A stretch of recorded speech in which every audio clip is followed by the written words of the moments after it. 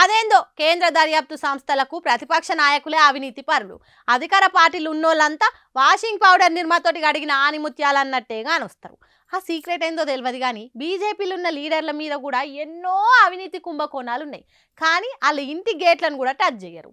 అదే ప్రతిపక్ష పోళ్ళు అయితే చాలు గేట్లు వలగొట్టుకొని మరీ పోతారు. పెన్లోడొచ్చి పెరట్ల దిగినట్టు ఎగిరమేగిరంగా బీఆర్ఎస్ ఎమ్మెల్సీ కవితక్కను అరెస్ట్ చేసిండ్రు ఈడీఓలు. లిక్కర్ కేసు ఈ నెల 19 తారీఖు నాడు సుప్రీంకోర్టులో విచారణకున్నది. విచారణలో ఉన్న కేసు మీద అరెస్ట్ చేయమని ఇంతకుముందు సుప్రీంకోర్టు శుద్ధపూస లెక్క చెప్పి అటున్న చందమామ ఇటు తిరిగినట్టు, తెల్లాడితే భూప్రలయం వచ్చి భూమంత నాశనం అవుతుంది అన్నట్టే ఆగమేఘాల మీద అరెస్ట్ చేసి అక్కరేమొచ్చిందని చాలా మంది మెదళ్ళని దోలుస్తున్న ప్రశ్న.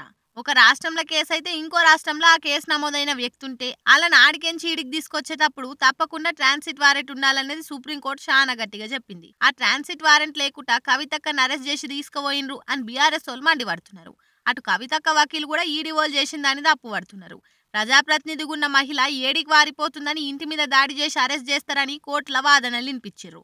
అటు కవితక్క కూడా ధైర్యంగానే అనిపించింది. నాది అక్రమ అరెస్టు, న్యాయ పోరాటం చేస్తా, వ్యవస్థల మీద నమ్మకం ఉందని అనుకొచ్చింది. ఈడీఓలు అటుంచితే కవితక్క కూడా చేతుల స్కామ్లకి పార్టీకి బద్నం తెచ్చిందని బీఆర్ఎస్ వాళ్ళకు కూడా కడుపులో కొంత కుత ఉడుకుతున్నది. బీజేపీ కాంగ్రెస్ లకు అస్త్రంగా కవితక్క లిక్కర్ కేసు దొరికింది. ఎంపీ ఎలక్షన్ల టైంలో అరెస్ట్ చేసే వరకు ఇది రాజకీయంగా కూడా దుమారమే అవుతుంది. అయితే దీని మీద తీరు వాదనలు వినబడుతున్నాయి. బీజేపీ బీఆర్ఎస్ వాళ్ళు కలిసి ఆడుతున్న డ్రామా ఇదని కాంగ్రెస్ వాళ్ళు అంటుంటే, కాంగ్రెస్ బీజేపీ కలిసి చేసిన కుట్ర ఇదని కార్పాటోలు అంటున్నారు. ఏమైనా కూడా ఎలక్షన్ టైంలో ప్రతిపక్ష నేతల అరెస్టులు ఎందుకైతాయో తెలియనోళ్ళ పబ్లిక్ ఏమంటారు మీరు?